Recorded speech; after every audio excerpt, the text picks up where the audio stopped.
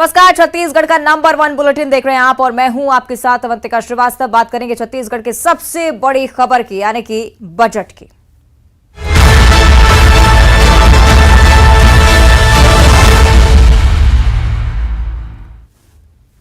CM Bhupesh Baghel ने आज मौजूदा सरकार का आखिरी बजट पेश किया है और बजट में छत्तीसगढ़ की जनता के लिए किसी नए टैक्स में बढ़ोतरी की बात नहीं की गई है।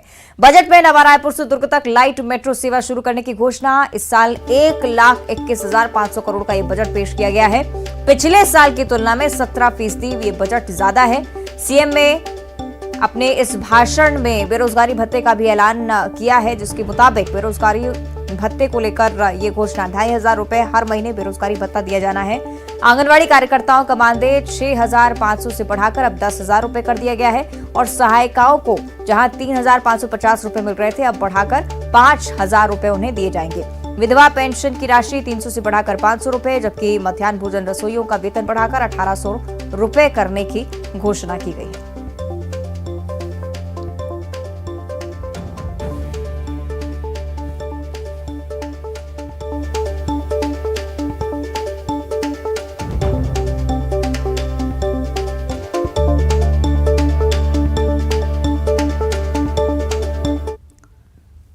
और विधानसभा में बजट पेश करने के बाद सीएम भूपेश बघेल ने न्यूज 18 से भी एक्सक्लूसिव बातचीत की। क्या कुछ उन्होंने कहा, सीधे आपको सुनाते हैं।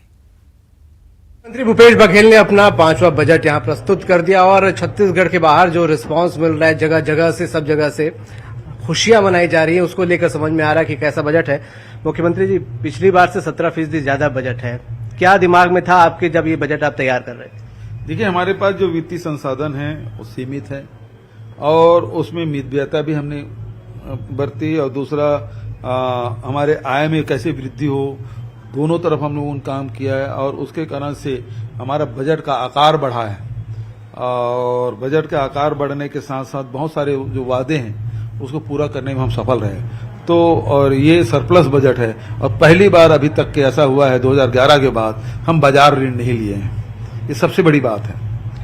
कई चीजें हमने देखी, इंफ्रास्ट्रक्चर को लेकर लगातार सवाल उठते थे, लेकिन इस बार आपने सड़क के साथ साथ कई इंफ्रास्ट्रक्चर पर भी बजट दिया है। क्या सोच है इसके पीछे? देखिए, एक तरफ है कि मानव विकास होना चाहिए, दूसरा ये है कि हमारे जो क्षेत्र के विकास होना चाहिए। तो दोनों विकास के संतुलन बनाना चाहिए। छत्तीसगढ़ में यह संतुलित हो गया था। देखिए, 40% लोग गरीबी रेखा के नीचे जीवन यापन करते थे। तो ये जो असंतुलन है उसको दूर करने के लिए लोगों का आय में वृद्धि, चाहे वो धान की खेती कर रहे हों, चाहे वो गन्ना खेती कर रहे हों, चाहे वो लघु उपज के संग्रहण कर रहे हों, चाहे वो खेतहर मजदूर हों, सबको हमने राशि दी। अभी इस बजट में बेरोजगारी भत्ता का भी प्रावधान है। जो लगातार समाज की सेवा में लगे हैं, चाहे वो आंगनबाड़ी हो, कार्यकर्ता हो, सहायिका हो, कोटवार हो, पटेल हो, चाहे होमगार्ड हो, वो दिन रात हमारी सेवा करते हैं। उसके लंबे समय से उसकी मांग थी, उसको भी हम लोगों ने पूरा किया है। तो हमारी कोशिश ये है कि हर वर्ग तक पहुंचा जाए और उसके घरों में खुशियां पहुंचा हम सकें, ये हमारी कोशिश। बेरोजगारी भत्ते की बात आपने की, बहुत सारे आंकड़े विपक्ष बाहर गिना रहे हैं बेरोजगारी भत्ते को लेकर। देखिए, बेरोजगारी भत्ते के साथ साथ हम लोग उसे प्रशिक्षण की भी व्यवस्था करेंगे, ताकि वो बेरोजगारी भत्ता के सहारे न रहे, बल्कि वो रोजगार हो, उनको मिल सके। बेरोजगार नहीं, बारोजगार हो। एक बात और यहाँ पर सामने आ रही, विपक्ष कह रहा है समय बहुत कम है सरकार के पास, जमीन पर उतारने के लिए क्या कुछ दिमाग में चल रहा है? अब देखिए, आंगनबाड़ी कार्यकर्ता जो पेमेंट करना है वो तो 1 अप्रैल से शुरू हो जाएगा। भाई, उसमें करने की जरूरत है। दूसरी बात है, जो निर्माण कार्य है उसके लिए लगातार, चाहे शहरी क्षेत्रों में आप देखेंगे सब जगह उसके टेंडर की, मतलब जो उसके डीपीआर बनना, उसके टेंडर करने की प्रक्रिया सब हो गया। 1,000 करोड़ की उसकी भी व्यवस्था है। पीडब्ल्यूडी में जो दिए हैं तो वो तो लगातार ऑनगोइंग प्रोसेस चलते ही रहता है उनका काम, उसे तो आप रोक नहीं सकते। तो ये योजना को जमीन में लाने में हमको कोई दिक्कत नहीं है। लगातार हमारा प्रयास है और उसका लाभ छत्तीसगढ़ को मिलेगा। चुनावी साल है, किस तरीके से देख रहे हैं? क्या कोई टारगेट दिमाग में सेट किया है? इससे कितना फायदा देख रहे हैं? देखिए, हम लोग तो लगातार जो जनता से वादा किए थे, जनता यदि खुश है तो हमको आशीर्वाद मिलेगा ही। चाहे किसान हो, मजदूर हो, चाहे आदिवासी हो, अनुसूचित जाति को, नौजवान हो, महिला हो, सबके लिए हम लोग किया। हम तो गौ माता के लिए किए हैं, तो सबका आशीर्वाद हमको मिलेगा। क्या कोई टारगेट सेट कर रहे हैं? अब 71 हमारे पास हो गए हैं, तो 71 मेंटेन करना हमारे लिए चुनौती है। तो हमसे बात करने के लिए शुक्रिया। तो मुख्यमंत्री भूपेश बघेल थे और 71 मेंटेन करने की कोशिश होगी, सभी वर्गों को इसमें कुछ न कुछ देने की कोशिश थी और सबसे इंपॉर्टेंट चीज जमीन पर उतारने के लिए सरकार ने कहा है कि बहुत तेजी के साथ इस पर वो काम करेगी, इस बजट को। कैमरामैन रोहित के साथ अभिषेक शुक्ल, न्यूज 18 छत्तीसगढ़। और प्रदेश के मंत्रियों ने भी बजट को भरोसे का बजट बताया है। कांग्रेस ने कहा है कि बजट में सभी वर्गों का ठीक तरह से ख्याल रखा जा रहा है। घोषणा पत्र में 3 साल का था, अभी 2 साल का अनाउंस हुआ है और साथ में ये भी योजना है कि देते नहीं जाना है, आपको ट्रेनिंग करेंगे, आप काम पे लग जाओगे तो फिर नए आदमी को मिलेगा। संतुष्ट है बजट से? हाँ, संतुष्ट है। अपने इलाके में कितना किस प्रकार से देख पा रहे, क्या कुछ मिला? काफी कुछ है जो पहले से मिला हुआ था, उसके अलावा हर विभाग में योजनाएं वहां पर चिन्हांकित करके दी गई हैं। उम्मीदों का बजट, माननीय मुख्यमंत्री जी का जब पिटारा खुला, उम्मीद से कहीं ज्यादा का बजट है। इसमें छोटे से कर्मचारी, चाहे मितानी, आंगनबाड़ी कार्यकर्ता, रसोईया, कोटवार, पटेल, किसान, मजदूर, व्यापारी, सभी वर्गों का इसमें विशेष ख्याल रखा गया है। बजट प्रस्ताव जब मुख्यमंत्री जी सदन में पढ़ रहे थे तो बृजमोहन जी जो कह रहे थे प्रतिपक्ष समूचा वेंटिलेटर में है, ऐसा दिखाई दे रहा था। लगभग सारे चेहरे उड़े हुए थे और ये बजट जब फील्ड में जाएगा तो प्रतिपक्ष की दुर्गति इसी प्रकार होने वाली है, इतनी दुर्गति होने वाली है। अच्छा सर, अजय चंद्राकर कह रहे हैं कि ये जो है वो बनारसी मिठाई है। अब एक बार टेस्ट करके देख लें अजय चंद्राकर जी, छत्तीसगढ़ के जनता को अगर ये मीठा लगेगा तो मुझे लगता है कि अजय चंद्राकर जी को ये मिठाई कड़वा लगेगा। इनफैक्ट विपक्ष का काम है, उनके पास कुछ बोलने का मुद्दा ही नहीं है। जो मुद्दा थी, सारे धरने में बैठे थे, वो धरने वाले उठ गए, सारा उन लोग की मान दे कि जो उनकी मांग है वो मांग पूरी हो गई, तो विपक्ष और क्या बोलेगा? उनको तो शून्यता ही दिखती है। ये क्यों नहीं बोलते आज केंद्र में महंगाई के, केंद्र सरकार महंगाई को बढ़ा रही है, महिलाओं की रसोइयों में इतनी बढ़ोतरी दिनों दिन कर रही, उसमें क्यों नहीं बोलते हो? ये बजट चुनावी बजट, जनता के साथ फिर से एक बार छल किया हुआ है इस सरकार के द्वारा बजट के माध्यम से, मात्र घोषणाओं का बजट। और मैं कहता हूं ये बजट मात्र छपाने के लिए बजट है, छपास बजट। इसको पूरा होर्डिंग लगा करके गांव-गांव में वो छपवाएंगे, इसका ढिंढोरा पीटेंगे। फिर इस सरकार ने साबित कर दिया जैसे 4 साल ये धोखा दे रहे हर वर्ग को, फिर से इस बजट में धोखा देने का काम किया है। ये बजट विकास विरोधी है, विकास के लिए कोई प्रावधान नहीं है, न गांव के लिए न शहरों के लिए, और इस तरह से ये बजट निराशाजनक है, विकास विरोधी बजट है। शराबबंदी होनी थी, लेकिन शराबबंदी के लिए कमेटी बनाई गई। ये बजट ने बता दिया कि शराबबंदी ये नहीं करेंगे। और उसके साथ में जिस प्रकार से प्रधानमंत्री आवास योजना, टोकन अमाउंट, आपके 16 लाख आवास कैसे बनाएंगे 2000 करोड़ रुपए में? जो सरकार वेंटिलेटर पर चली गई है, मृत्यु शैया पर लेटी हुई है, और जिस सरकार का अंतिम समय आ गया है, उसका अंतिम बजट है ये बजट। छत्तीसगढ़ को ठगने वाला बजट है ये बजट, छत्तीसगढ़ के साथ में विश्वासघात का बजट है। ये धोखे का बजट है, फरेब का बजट है।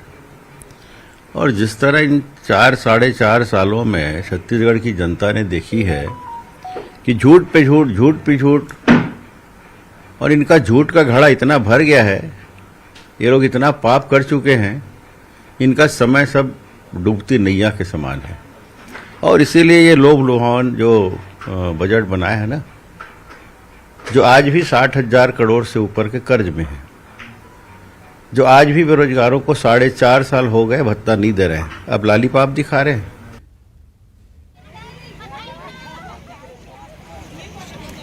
और उधर मुख्यमंत्री ने ठीक होली से पहले करीब 1.5 महीने से आंदोलन कर रही आंगनबाड़ी कार्यकर्ताओं को होली का तोहफा दे दिया है। सीएम ने आंगनबाड़ी कार्यकर्ताओं का भत्ता 6500 से बढ़ाकर 10,000 रुपए करने की घोषणा कर दी है, जबकि आंगनबाड़ी सहायकों का मानदेय 3,550 जो मिलता था उससे बढ़ाकर अब 5,000 रुपये कर दिया गया है। इसके अलावा सीएम भूपेश बघेल ने मितानिनों को 2,200 रुपये अतिरिक्त मानदेय देने और ग्राम पटेलों को 6500 रुपये प्रति महीने देने की घोषणा कर दी है। मुख्यमंत्री की घोषणा के बाद आंदोलन कर रही आंगनबाड़ी कार्यकर्ताओं और सहायिकाओं में खुशी की लहर दौड़ पड़ी। उन्होंने नाच गाकर ढोल नगाड़े बजाकर अपनी खुशी का इजहार किया, जिससे जुड़ी तस्वीरें आपको दिखा रहे हैं। मानदेय बढ़ाने के लिए मुख्यमंत्री भूपेश बघेल का धन्यवाद भी उन्होंने दिया और आंगनबाड़ी कार्यकर्ताओं ने एक दूसरे को रंग गुलाल लगाकर पटाखे जलाकर बधाई दी।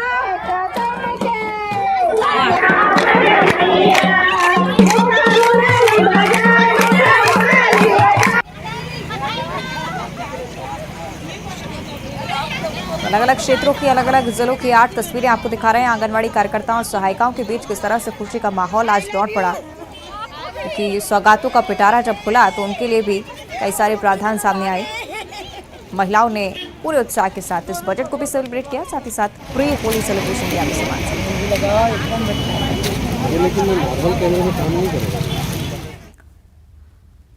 और सीएम भूपेश बघेल की नेतृत्व वाली कांग्रेस सरकार ने अपने कार्यकाल के अंतिम बजट में आंगनवाड़ी कार्यकर्ताओं का मानदेय बढ़ाया है और इसके साथ ही आंगनवाड़ी कार्यकर्ताओं का करीब 1.5 महीने तक चला आंदोलन भी खत्म हो चुका है।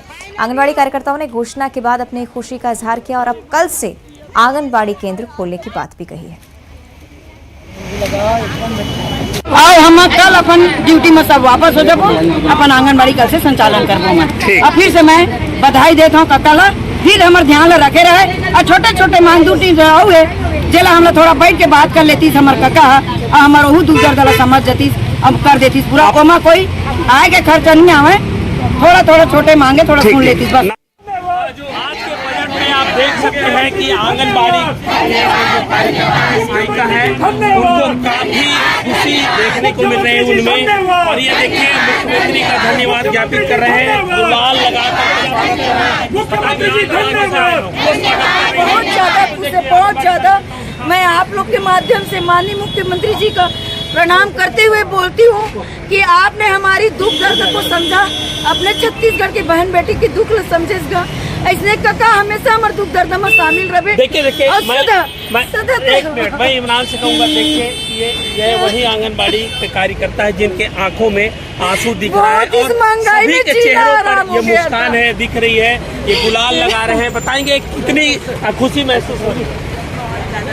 बहुत बता नहीं सकते हम लोग, बहुत लायक हो गए। बहुत बधाई भूपेश बघेल। देखिए सभी बधाई दे रहे हैं और सभी के आंखों में आंसू स्पष्ट दिख रहा है। कितने दिनों तक आप लोग आंदोलन किए? इससे पहले भी आंदोलन कर रहे थे? इसके पहले से तो आंदोलन करते आ ही रहे थे। आज हमारा 43 दिन है इस हड़ताल का। एकदम मतलब दिल से आज तो सुबह से मोर शरीर में दर्द रही से पूरा बहुत ज्यादा कि कहा आज दिया भी जला रहा हो आप? तो बिल्कुल दिया जला रहे मैं भगवान के पास। और मैं सही में बोला था कि आज अगर कुछ नहीं होती ना तो हमारे काका करल के विश्वास उठती, पर भगवान से भी मोर विश्वास उठ जाती।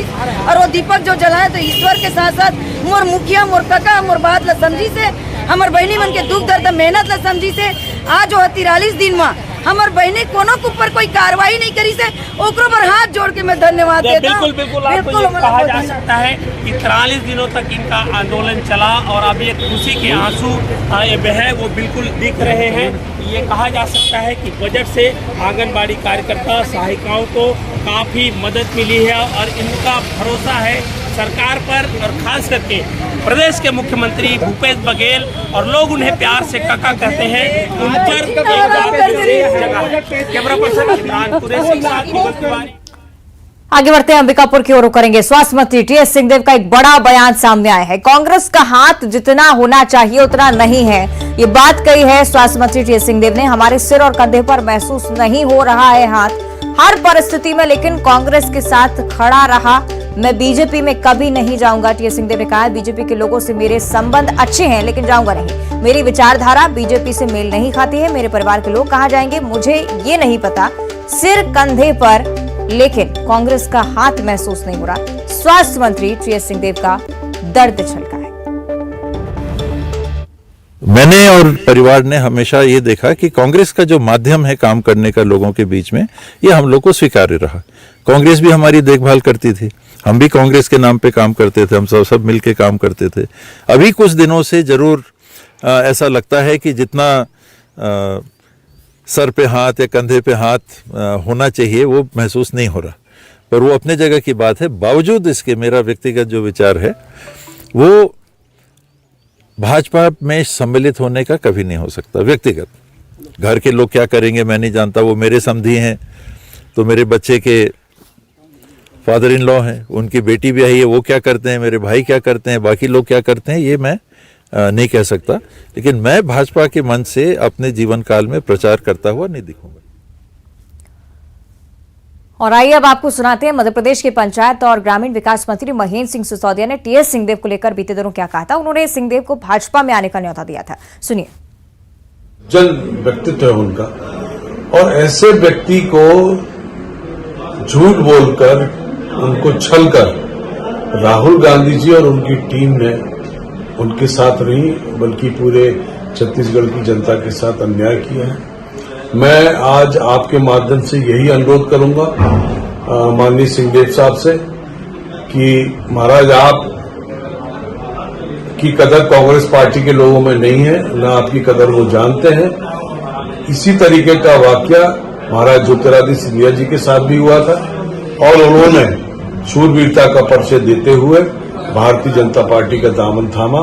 और भारतीय जनता पार्टी एक ऐसी पार्टी है जिसके दिल और दिमाग में काबिलियत ही सर्वोच्च होती है। इसलिए मेरा आपसे व्यक्तिगत अनुरोध है कि आप कांग्रेस पार्टी को तिलांजलि दें और भारतीय जनता पार्टी को ज्वाइन करें और भारतीय जनता पार्टी आपको निश्चित रूप से आपके मान।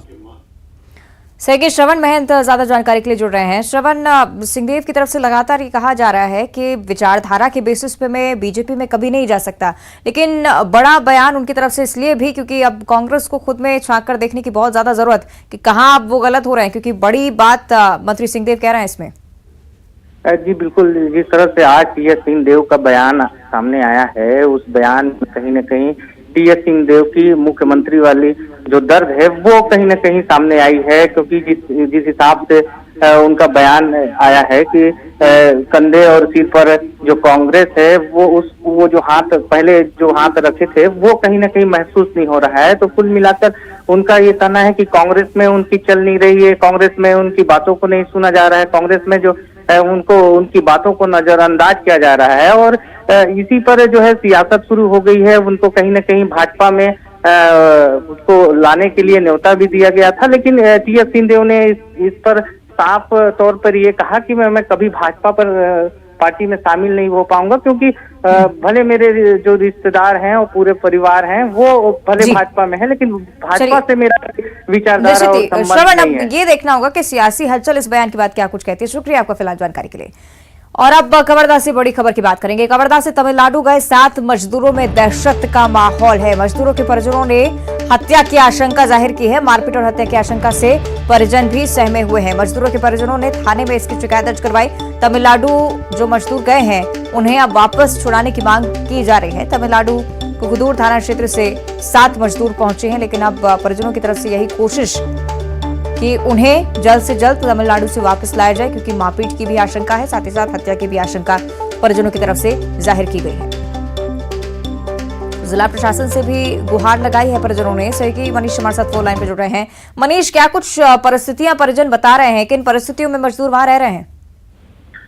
बिल्कुल अनिका, जिस तरह से तमिलनाडु में जो दूसरे राज्यों से गए मजदूरों के साथ मारपीट की घटनाएं सामने आ रही है, बिहार के मजदूरों के साथ जिस तरह से मारपीट की गई, उस घटना के बाद से जो छत्तीसगढ़ के मजदूर वहाँ है उनमें दहशत का माहौल है। जिस तरह से वहाँ माहौल बताया जा रहा है कि उनकी हत्या की भी आशंका व्यक्त उनके द्वारा की गई है। तो परिजनों को उन्होंने अपनी पीड़ा बताई, जिसके बाद परिजन जो है स्थानीय थाने जो कुकुदूर थाना है वहाँ पहुंचे, क्योंकि वो बैगा आदिवासी क्षेत्र के रहने वाले हैं जो छत्तीसगढ़ में काम न मिलने की वजह से काम की तलाश में तमिलनाडु गए हुए थे। वहाँ वो बोरवेल जो गाड़ी होती है उसमें काम कर रहे हैं और इसलिए जो इस तरह जो माहौल वहाँ पे देखने को मिला, जैसे उनमें काफी दहशत है और उन्होंने अपने परिजनों को इसकी जानकारी दी, जिसके बाद परिजन जो लिखित शिकायत थाने में की है और प्रशासन से ये मांग की है कि उनको सकुशल वापस छत्तीसगढ़ लाया जाए।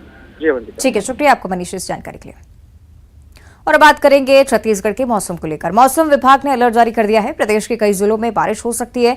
आकाशीय बिजली गिरने और आंधी की भी संभावना अब नजर आ रही है। दुर्ग, रायपुर, बिलासपुर, बस्तर संभाग के लिए अलर्ट जारी हो चुका है। आंधी के साथ साथ बारिश की भी संभावना छत्तीसगढ़ के कई इलाकों के लिए।